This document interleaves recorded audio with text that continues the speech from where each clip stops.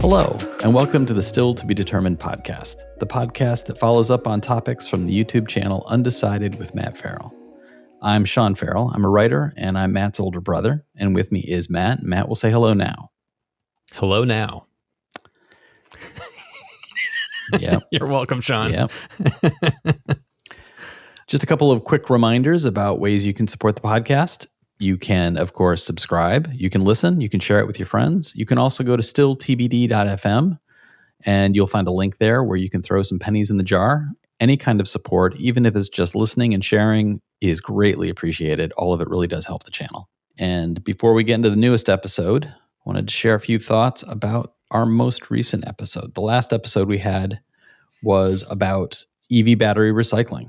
And there were a number of comments from people who I think joined us in the idealistic hope that, yes, this should happen. But will it? It's sometimes hard to know if there will be enthusiasm, as one of the listeners put it. Rabid Razorback wrote, "Love both channels. I love the enthusiasm for battery recycling. However, I question whether it will work. Companies and governments have enough issues with paper, plastic, and glass because it has to be, quote, economical. It won't be done if it doesn't make money. I don't question the environmental upsides, but if the powers that be don't make money, they won't do it." I was wondering, do you have any thoughts on that? I think this is something that you've basically weighed in on previously, where you keep saying that people will follow the money. Yeah, no, it's a sad reality of the world. Money makes the world go round. It's if companies can find a way to profit over one choice over another, that's where everything's going to go. Right. So whether you're using government incentives to create a structure that makes it profitable for companies, or it happens naturally and organically, it doesn't really matter. So whatever we need to do to get to that point where it becomes objectively the money-making scheme to go to recycling, that's what's going to make it succeed. Right. Yeah. And I think it's one of those cases where we can be reminded that we can sharpen our idealism with pragmatism. Yeah. And you mentioned things like government programs. Sometimes public pressure and government action can be the beginning of a turning point. And I think you've mentioned a number of different programs on your channel. We've discussed them in different episodes where good action is taking place entirely because somebody is looking to make a profit, where there are new technologies that are beginning to build up steam, so to speak. I mean, obviously, steam is a part of some of these industries that we're talking about. Pun not intended. There are cases where this really is driven by the profit motive. And there are times where somebody might turn away from something saying like, oh, there's no way for us to make money on that. But there are growing numbers of times where people are saying like, oh, here's a profit motive. And the byproduct is actually a positive one. So I think it's good to remember that can happen. So a combination of public pressure, governmental action, capitalist activity on the other end, and hopefully things can move in the right direction. Yeah. I also wanted to share a comment from our British correspondent, Roger Starkey. Good old Roger. Roger writes, recycling, an example. I happened to purchase a new coffee machine last month from a well-known nationwide UK electrical retailer. Inside the box was a small, so less recycling, piece of paper urging me to, quote, recycle your old product, then proclaiming, quote, you've bought a new product, so it's likely you've upgraded or replaced a damaged unit. Did you know you can return any electrical item you no longer want to us free of charge, and we will recycle it regardless of whether you purchase the item from us? Close quote. So awesome. And so cool. I read that comment, and I swear I stood there for a moment with my mouth kind of hanging open, thinking, like, this is the kind of corporate responsibility, and you know that the corporate responsibility did not originate with the corporation. You know that the corporation wasn't like, let's make sure that we get those old products and keep them out of the garbage bins. This was a governmental program that requires this level of action. And one of the byproducts of it that I think is being missed on this side of the Atlantic is it makes the corporations look good. Yeah, very. You open up that new TV and there's a note from Sony saying, hey, if you bring this back to the retailer, we'll take care of recycling your old one for you. That makes Sony look good. It makes Mr. Coffee look good. It makes Sanyo or Duracell or whomever. It makes that company look good. And I think that's a missed opportunity here. And when I read Roger's comment, my first thought was the closest version that I have to that in my life is if you have a still working product, you leave it out in the garbage with a note saying still works. Yeah. And you just keep your fingers crossed that somebody will take it. Right. And that's one of those American moments that we take for granted and assume this is how the world works. And that's really ridiculous. I think that Roger's little anecdote is a demonstration of we could do so much better.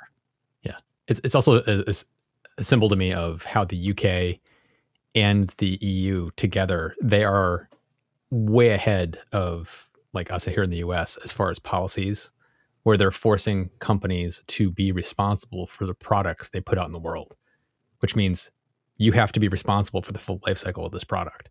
Right. And so it means they're going to take steps to use materials that are easily recycled. It's going to mean they're going to take steps to create programs to take those things back, all that kind of stuff. So it's like, it's really cool to see something as simple as what a coffee maker, something like that, where this is done, where we have companies like Apple, they're taking the right steps where they provide products that are in basically almost all paper. Like most of their products come in paper products and wrappings and all this kind of stuff that's completely recyclable, which is amazing.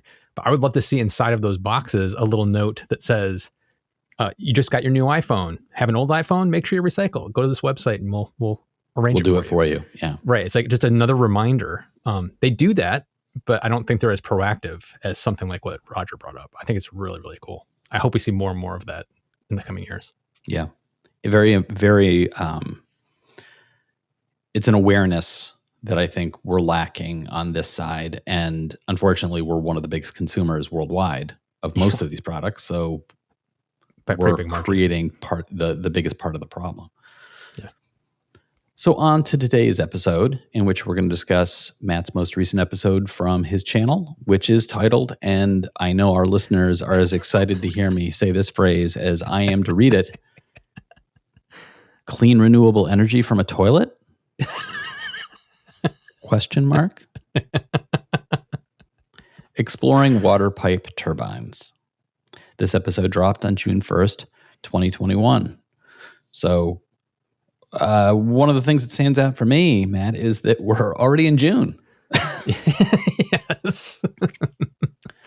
And now on to more important topics. Flushing your toilet and creating electricity. Poop power. Poop power. As one of your commenters put it, Pale Ghost 69 wrote, would toilet-powered turbines change the meaning of shit hitting the fan into a good thing? The answer would be yes. It would be a definitive yes. Make number 2 number 1 in your power book. So, we should make shirts, Sean. We should make podcast shirts. We might not even still be determined making number 2 number 1. Yeah. This is, we may never get past the jokes at this point. This episode, if it runs the length of most of our episodes, so 20, 25 minutes, you might be in for 15 minutes of just us giggling. This is a real thing. It is a serious thing. And it, as you point out in the episode, it has the potential for a real impact on energy production. Mm-hmm. You talked about municipal water flow and how we don't think about the fact that when we turn on the tap and it comes out, that somewhere along the line, that same water that it is now dripping out of my faucet and filling my glass at a reasonable pace was hurtling through a pipe. Yeah, at really high pressure. At really high pressure. It was moving at speeds that would make, like, if a person was caught in that current, it would hurt them terribly. as they Yes. careened down the through the pipe. And you don't really think about that when you're filling your water glass. You don't think about it when you're turning on the shower, flushing the toilet.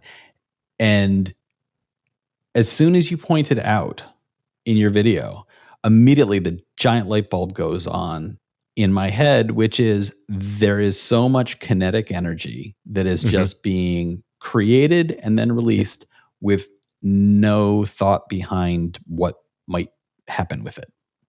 Yeah. And that really, given the age of water turbines as a means of energy production, is this culturally a massive head slap moment where it feels like well, duh. Like, what have you been doing for all these, literally centuries of people building municipal water systems where water is moving it through at these incredible paces and nobody's harnessing it. Yeah, I think and that really seems like a collective facepalm. Yeah. It's like wait, what? Yeah.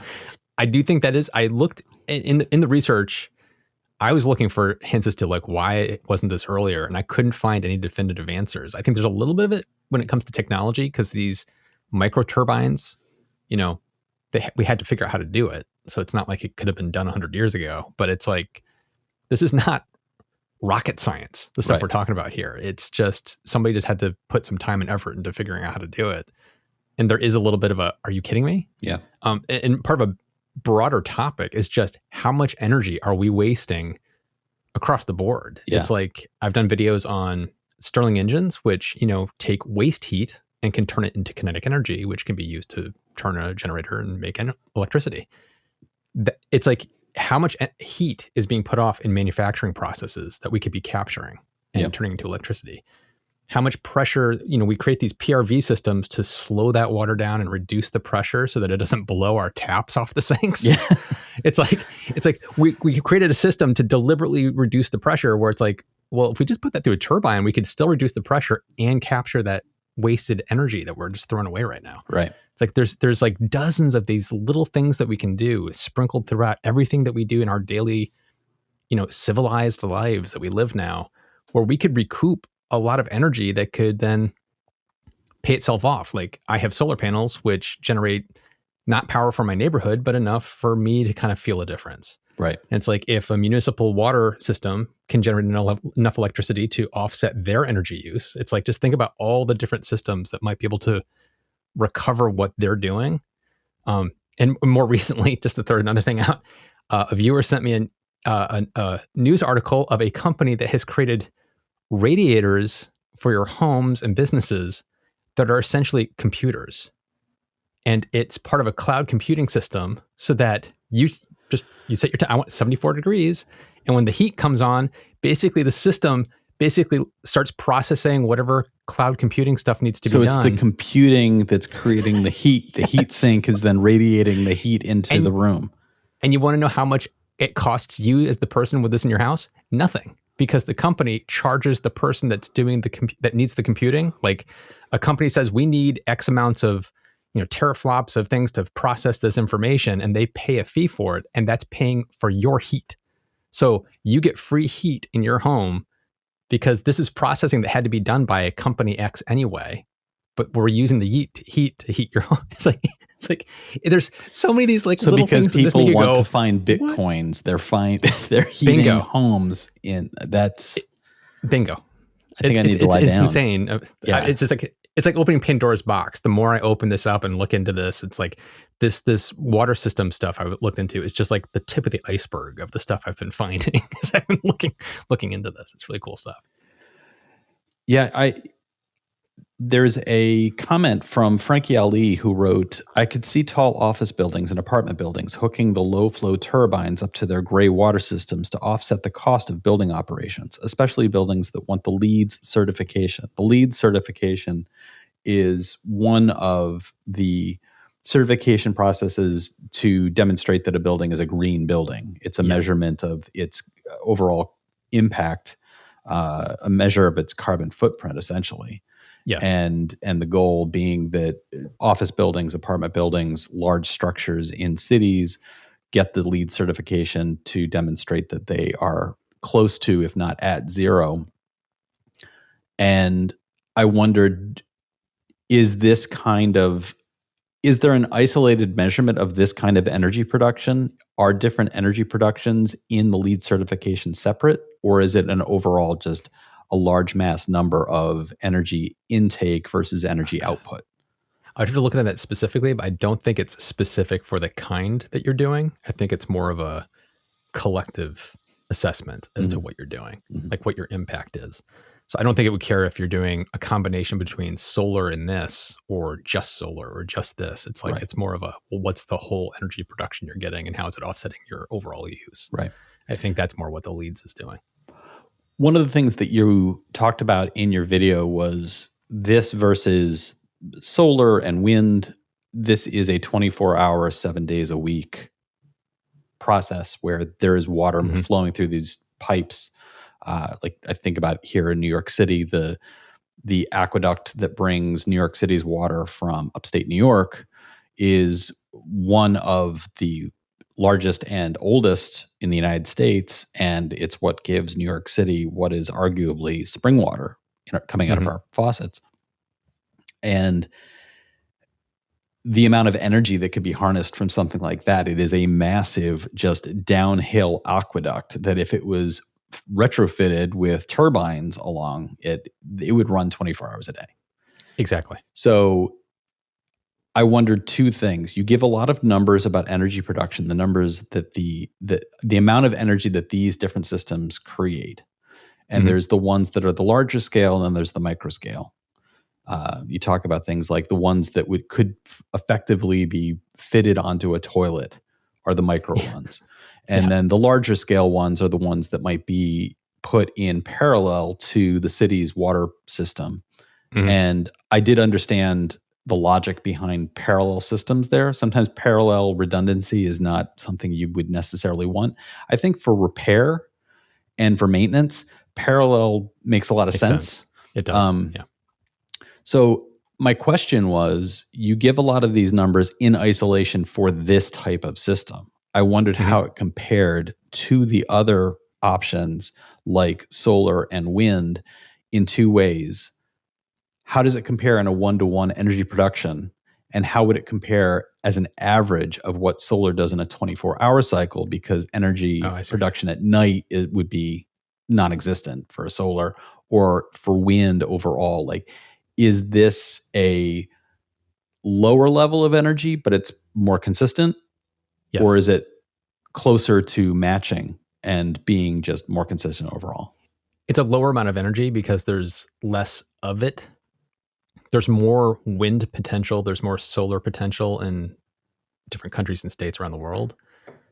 Where it's like, you might be talking like, I can't remember what the numbers were for California or New York or Massachusetts, but like if you're talking about like adding 24 megawatts of potential for, let's say, Colorado or whatever the number was, you might be talking about, hundreds of megawatts of potential for wind or solar. So it's like, it's a smaller overall amount that you can get, but it is 24 hours consistent. You'd be able to pretty much count on that energy day in and day out, no matter what it's doing outside.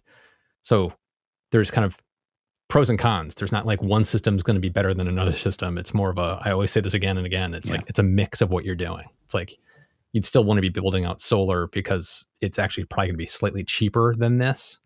But like I pointed out in the video, it's like, based on the costs, one of the places that did this found a cost of 4 cents per kilowatt hour, which is really cheap. It's like, that is very competitive to other forms of energy. In fact, it's better than a lot. So it really just comes down to the cost and value versus just how much you're going to get, is my take. You also described in your video a couple of large-scale projects that were done based on, for cities where they effectively were given a grant and they implemented systems like this. And I just wanted to wrap my head a little better around how those worked. Was this a case of a grant being provided to a municipality that then, after the system is put in, over time that municipality pays back the grant? It depends on where it was. Some of the ones I talked about were not paid back. It's like, 20% of the cost came from this grant that the city just doesn't have to pay back. So it's like the state provided money for a city to do it. And that money is just gone, essentially. So right. it goes back to without that grant, what would the cost have worked out to? Would it have been a good thing to do? Which kind of goes back to our earlier conversation about money makes the world go round. It's like sometimes you have to put your thumb on the scale a little bit to give new technologies like this a chance to start. And then you can start to lift your thumb off the scale as things become more widely adopted and production starts to drop in cost, which means it's cheaper to implement it on its own. Right. It's like we've seen that with solar. Solar is almost at the point right now where you could take your thumb off the scale and it's going to be just fine because it's going to be the cheapest without incentives. So it's like this clearly still probably needs somebody's thumb on the scale just a little bit because without those grants, it may not have been as lucrative otherwise. And of course, the initial investment from the grant makers, whether it's government or charitable organizations or even just wealthy individuals, you're getting a case study out of funding it that one time. So was it Greensboro that was the one of the locations? Like they then become the site where people will be flown in from around the country and around the world to go in and say, like, this is how it works. This is how much money they're saving. It makes sense for Toledo, Cincinnati, Minnesota, like anywhere could recreate this same sort of system. Exactly. And there's also a bigger picture point of view that a lot of cities and states have to take that as we don't think about, but like there's the overall burden on the grid that we're seeing as we're electrifying everything. We're ramping up how much electricity we need dramatically. And so it's like utilities and states and countries have to get ahead of that.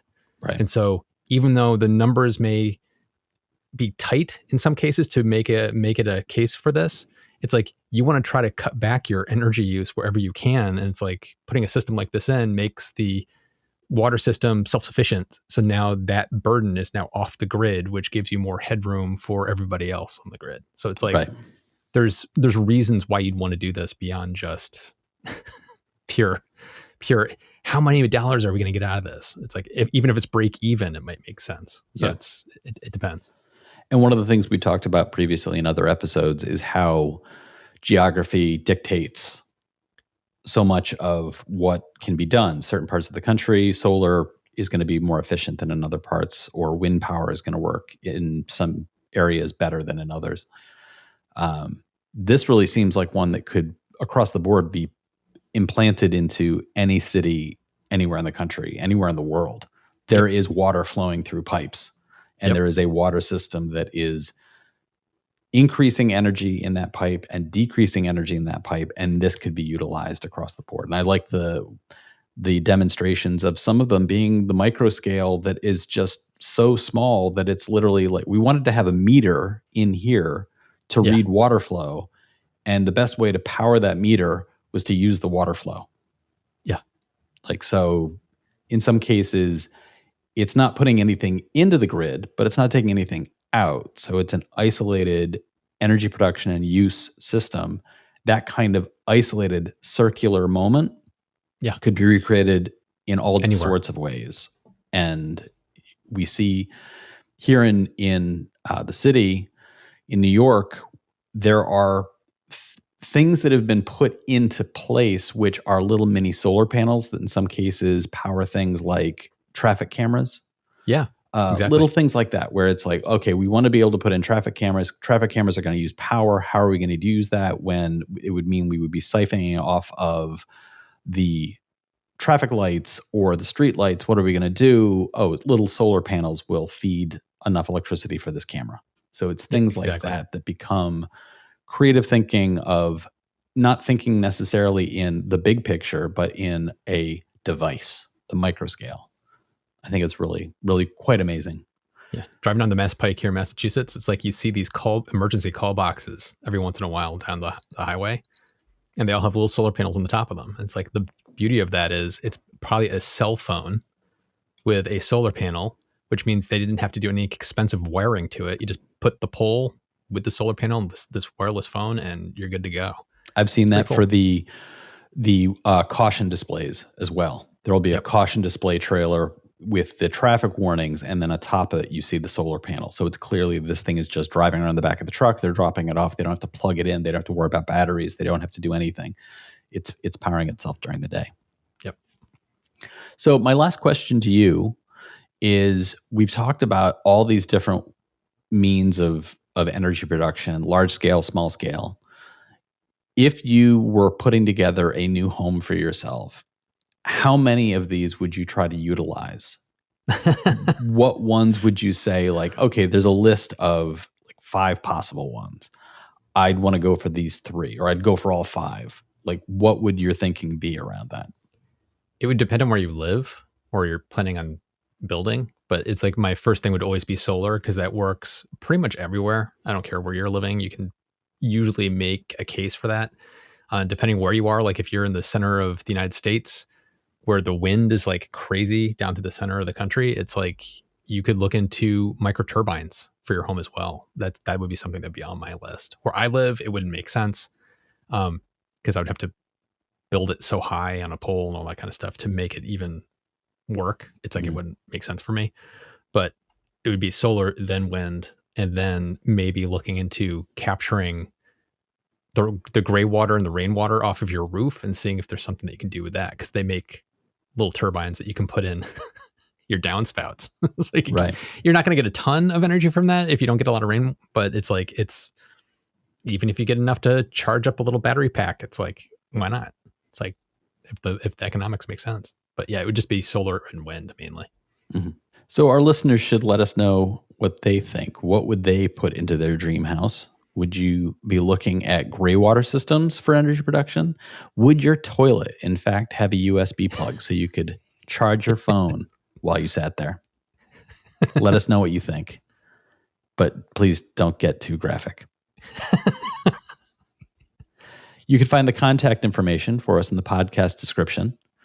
You can reach out to us there. If you're on YouTube, you're looking at our smiling faces right now, and you will see the comments directly below the video. Wherever you're listening or watching, please do subscribe. And don't forget, we have a way to directly support the podcast. You can visit stilltbd.fm. You'll see the support the podcast link there. And we have a jar set up. You can throw a quarter into it. Whatever kind of support you're able to give, we greatly appreciate. And that includes simply listening or watching, giving us a rating, a review, and sharing this with your friends. All of that really does help the podcast. The podcast helps the channel helps Matthew, and then Matthew makes number 2, number 1. Thanks so much for listening, everybody. We'll talk to you next time.